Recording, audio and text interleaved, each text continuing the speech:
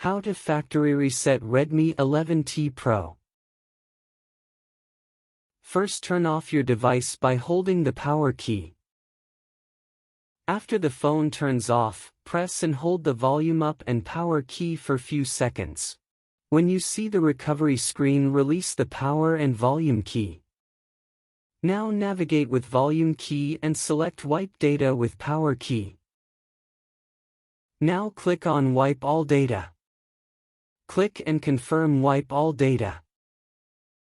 Once the data is wiped successfully, click to go back to main menu. Now select Reboot. At the end, select Reboot to System. Now your phone should be as good as new. I hope this method works for you. Subscribe for more such videos. Thank you for watching.